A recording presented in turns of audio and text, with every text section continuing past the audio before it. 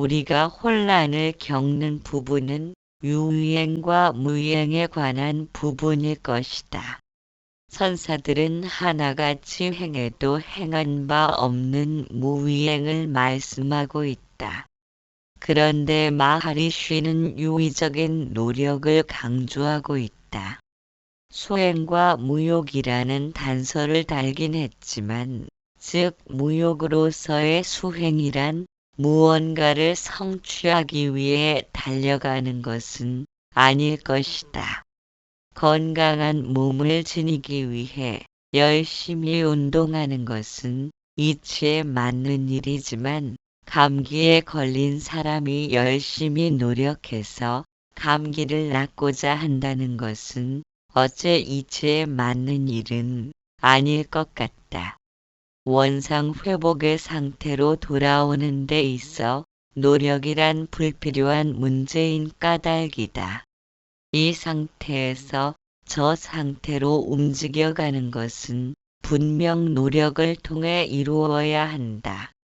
그러나 이 자리를 벗어나 어딘가로 향해 가는 것이 아니라면 굳이 노력해서 이룰 문제는 아닐 것이다.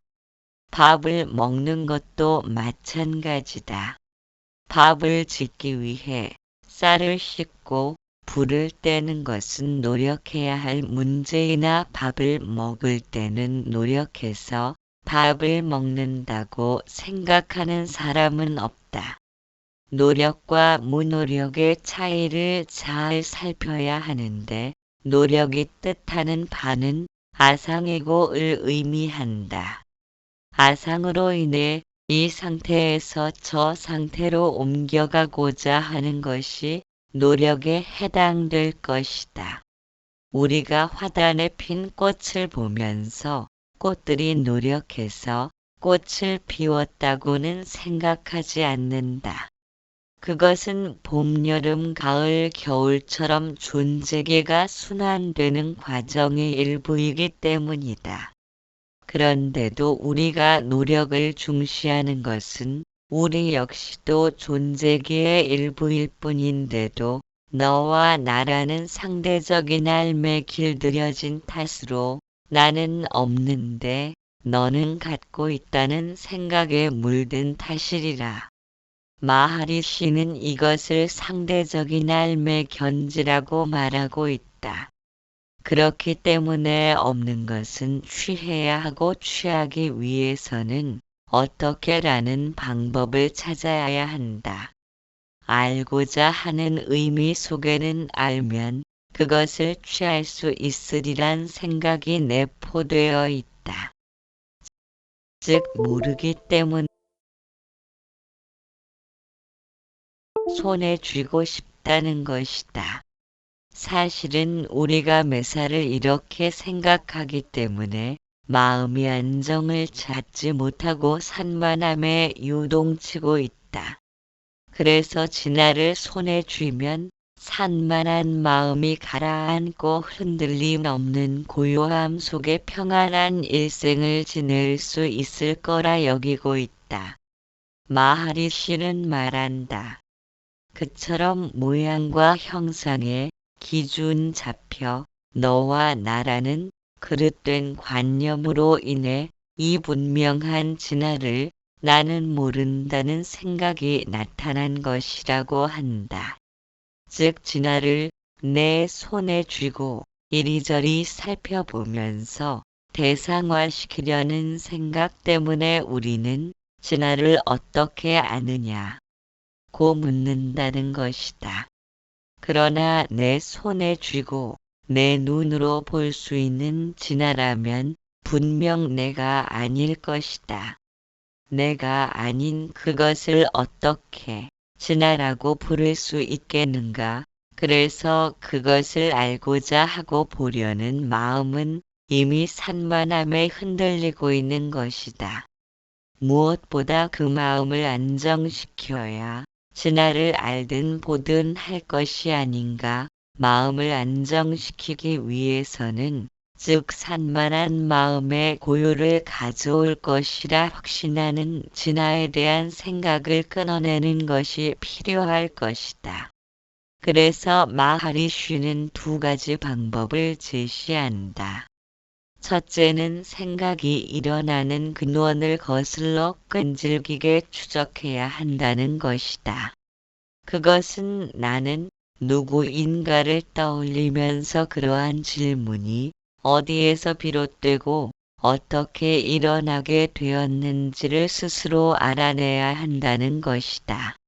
그럼으로써 잡다하게 일어나는 생각이 쉬고 맑고 투명한 연못처럼 흑암금이 가라앉게 된다. 더러움과 깨끗함이 별개의 존재가 아니라 더러움 속에 이미 맑고 깨끗함이 내포되어 있는 것이다. 우리가 나라는 관념으로 인해 욕망과 분노로 물들면 나가 일어나는 근원을 끈질기게 추적해 들어감으로써 흑암금이 가라앉고 바닥을 훤히 볼 수 있는 맑고 깨끗한 연못이 드러나게 된다. 두 번째로 마음을 좋은 길로 이끌기 위해서는 호흡의 주시나 만트라를 암송하는 등의 수행이 필요한데 그렇게 함으로써 번뇌가 달라붙지 못하게 되고 마음이 지나 밖으로 나가지 못하도록 마음을 묶어두어야 한다는 것이다.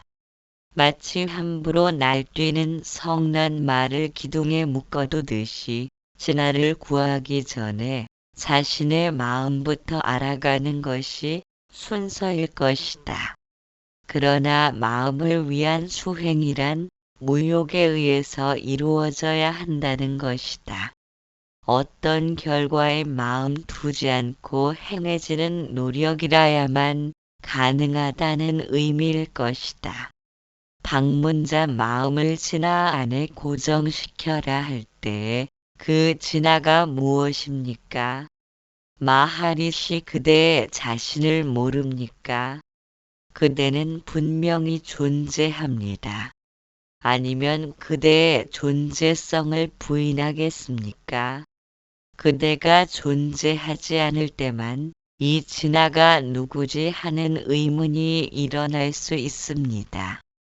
그러나 그대가 존재하지 않으면 아무것도 물을 수 없습니다.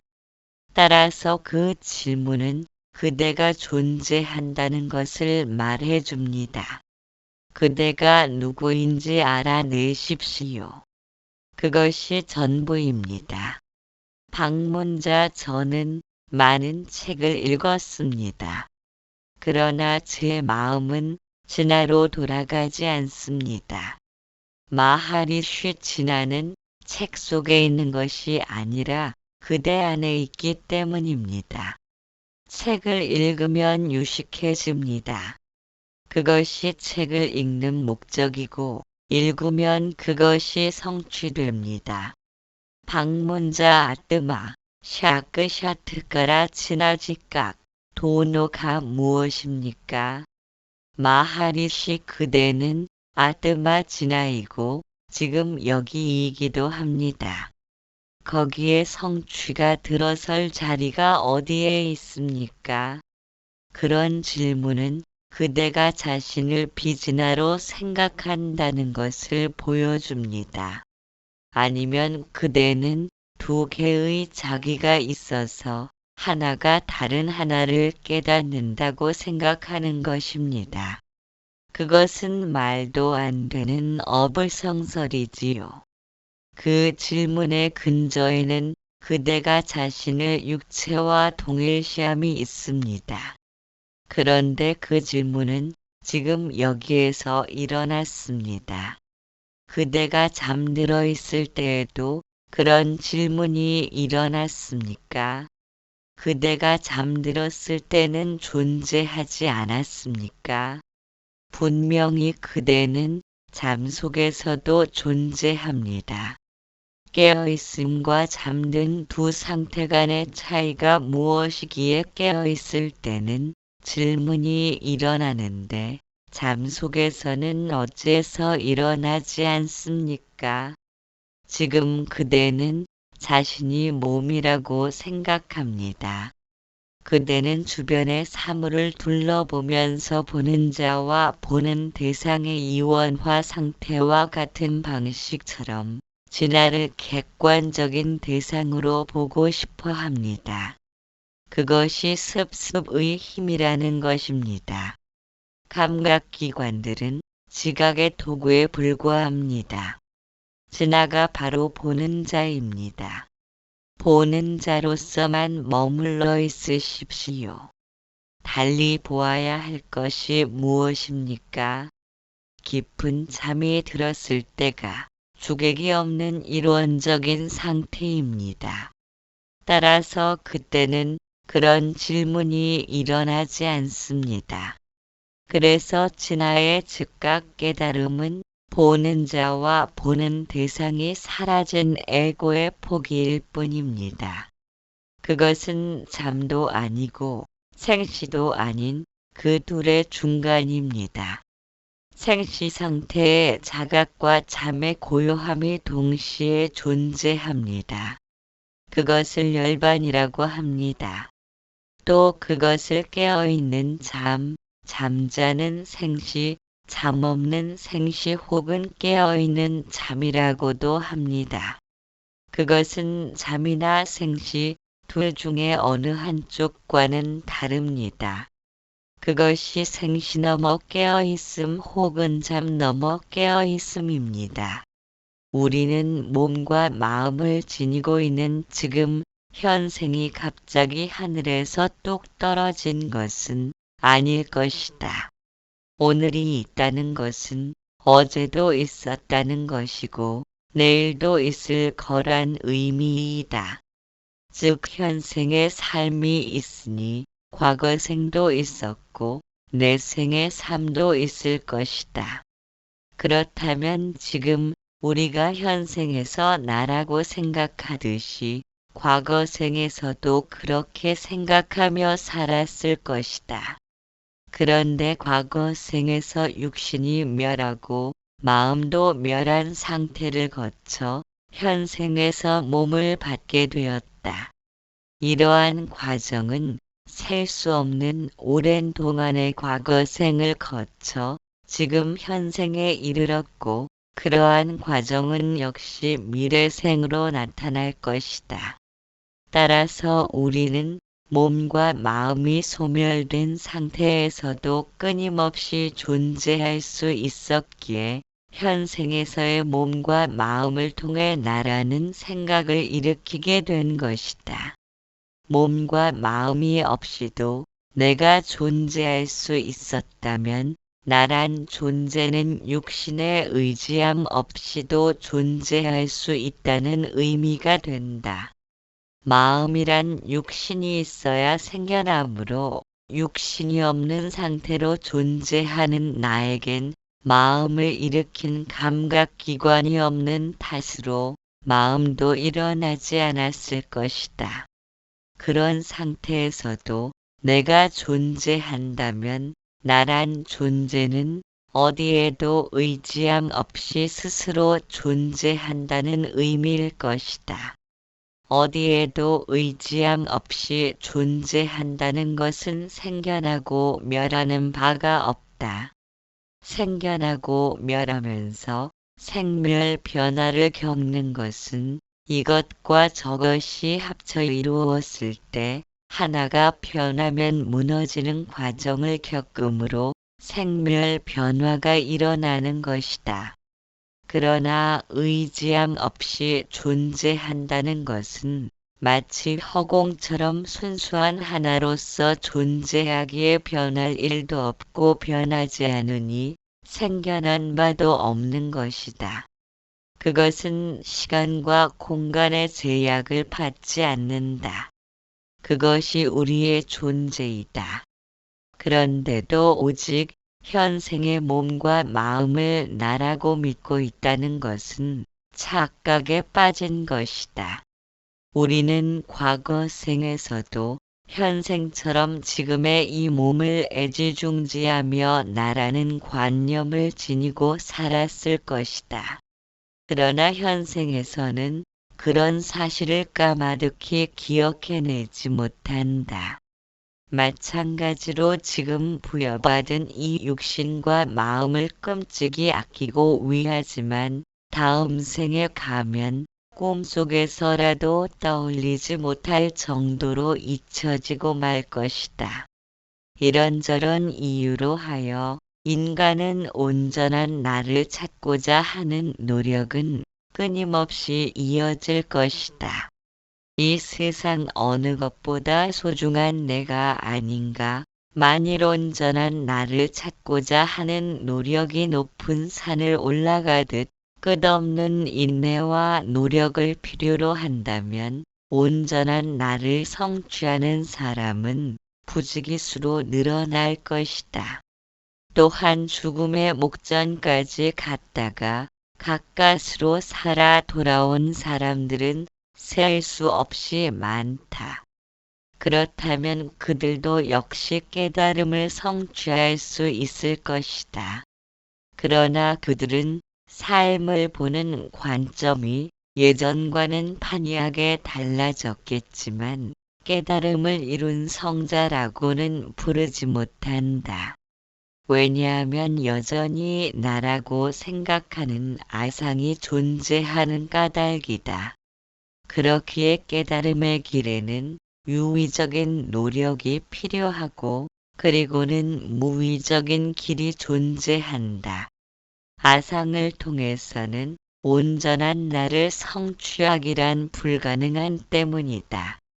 그것은 마치 스크린과 영상과 같다. 영상에서 나타난 불길로는 아무리 화염에 휩싸인다 해도 스크린을 태울 수 없다. 아상이란 영상과 같아서 목숨을 걸고 죽을 만큼 스크린을 향해 달려간다 해도 결국은 꿈속에서의 일일 뿐이다. 이것을 알아차린 사람들은 자신의 마음과 투쟁할 필요가 없음을 안다. 그리고는 찬찬히 자신의 마음을 살필 것이다. 무엇 때문에 살아가면서 별 도움이 되지 못하는 깨달음에 마음이 묶였는지 세심하게 관찰할 것이다. 산에서 길을 잃은 사람은 일단 그 자리에서 멈추어야 한다. 그리고는 주위를 둘러보면서 자신이 걸어온 길과 흔적을 살피면서 산을 벗어나게 된다. 이와 마찬가지로 온전한 나를 찾고자 하는 것은 이 마음이 무언가 마음에 들지 않기 때문이다. 만일 그렇지 않다면 또 다른 마음을 찾아 길을 나설 필요가 없을 것이다. 따라서 이 마음을 버리고 저 마음을 찾고자 하는 원인부터 살펴가며 만일 이 마음을 버리고 저 마음을 얻었다고 해도 지금의 마음과는 달리 하나부터 열까지 내 마음에 드는 구성만 지녔으리란 보장은 없을지도 모른다. 그렇다면 그때는 저 마음을 버리고 또 다른 마음을 찾아 길을 떠나야 할 것이다. 그처럼 끝없이 반복적으로 새로운 마음을 찾아 길을 떠난다면 길지도 않은 삶이 고통의 연속으로 점철될 것이다. 그것은 도저히 참을 수 없는 고통이며 좌절이다. 그들은 자신의 마음을 찬찬히 살펴보면서 마음이 문제를 일으키는 것이 아님을 발견하게 된다. 왜냐하면 어떤 환경이 주어지면 거기에 반응하는 것이 마음이기 때문에 이 마음을 버리고 저 마음을 찾았다고 해도 여전히 문제는 나타나게 된다. 따라서 마음이 문제가 아니라 이 마음을 버리고 저 마음을 찾으면 무언가 달라질 것이라고 믿는 그 마음이 존재하는 한 달라질 것은 없다. 그 마음은 마음보다 깊은 심층의 마음이며 틀 잡힌 마음이다. 나타난 현상에 반응하는 마음은 틀 잡힌 마음의 요구에 따라 움직일 뿐이다. 우리가 정말로 완전히 변모된 모습을 지닌 나로서 새로 태어나려면 이 마음을 버리고 저 마음을 찾고자 한들 그것은 아무런 도움도 되지 않는다. 마음보다 깊은 틀 잡힌 마음의 존재를 알지 못한다면 자신의 꼬리를 물기 위해 뱅뱅 돌면서 발버둥 치는 어리석은 강아지와 같은 신세일 뿐이다. 그래서 말한다. 이 마음을 버리고 저 마음을 찾아 나서기 전에 무엇이 이 마음을 버리고 저 마음을 찾는다면 나는 완전히 달라질 것이라고 속삭이는 그 마음부터 찾아야 하는 것이 순서일 것이라고 말한다.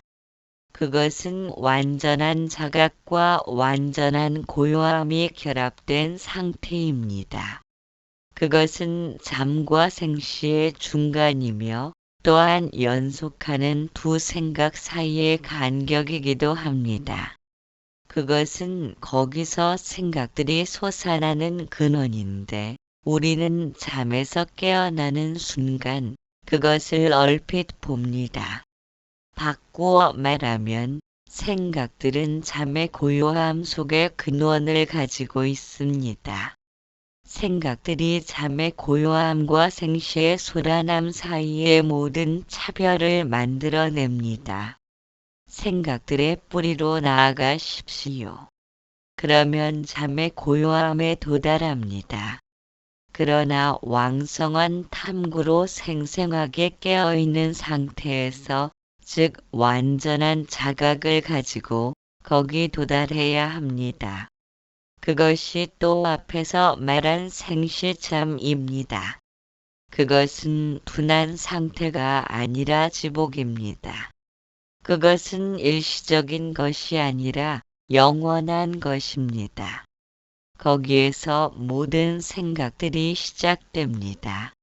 우리의 모든 경험들이란 생각들이 아니고 무엇이겠습니까? 쾌락과 고통은 생각에 불과합니다. 그런 것들이 모두 우리 자신의 내면에 있습니다. 생각에서 벗어나 있으면서도 자각하고 있으면 우리는 즉각적으로 완전한 존재가 되는 것입니다. 방문자 너무나도 술숭한 가르침의 말씀입니다. 이 은혜를 무엇이라 감사드려야 할지 모르겠습니다. 이제 저는 가르침의 말씀을 가슴에 고이 간직하고 내일 이곳을 떠나야겠습니다. 마하리시 그대가 한 장소를 떠나 다른 장소로 가는 것이 아닙니다. 그대는 항상 움직이지 않습니다. 주위의 장면들만이 그대를 지나쳐갑니다. 예를 들어 우리는 배 안에 선실에 앉아 있고 배가 항해합니다. 이와 같이 우리는 움직이지 않습니다. 영화에서 보듯이 사람이 길을 달려가고 또한 우리에게 달려오는 장면을 보지만 스크린은 움직이지 않습니다. 계속 움직이며 변해가는 것은 빛의 그림자일 뿐입니다. 방문자 알겠습니다. 그러나 저는 진화를 깨달은 뒤에야 그것을 이해할 수 있을 것입니다. 마하리쉬 진화는 항상 깨달아져 있습니다. 깨달음이 앞으로 언제가 우리가 얻을 어떤 것이라면 그것은 또한 잃어버릴 가능성도 있습니다. 따라서 그것은 일시적인 것에 불과할 뿐입니다. 일시적인 지복은 고통도 함께 따라옵니다. 그런 것은 영원한 해탈일 수가 없습니다. 우리가 그것을 나중에 깨닫는다는 것이 사실이라면 지금은 그것을 깨닫지 못하고 있다는 의미입니다. 현재의 순간에 깨달음이 없다면 미래에도 언제든지 그것은 있을 수가 없습니다. 방문자 2. 저도 때가 되면 그것을 이해하겠지요. 마하리시 그대가 이미 그것입니다. 시간과 공간은 진화에 영향을 줄 수 없습니다. 그것은 우리의 안에 지금 있습니다. 마찬가지로 그대가 주위에서 보는 모든 것이 그대의 안에 있습니다. 언젠가는 나도 진화를 깨달을 날이 있을 것이라고 생각하지만 우리는 누구나 결코 진화가 아닌 적이 단 한순간도 없었는데 말입니다. 방문자 거울 안에는 허공이 있고 거울은 상을 반사합니다. 이 상들은 어떻게 해서 거울 안에 있습니까? 마하리시 대상들은 공간 안에 머무르는데 대상과 공간은 함께 거울 안에서 반사됩니다. 사물들은 공간 안에서 보이듯이 거울 안에서도 보입니다.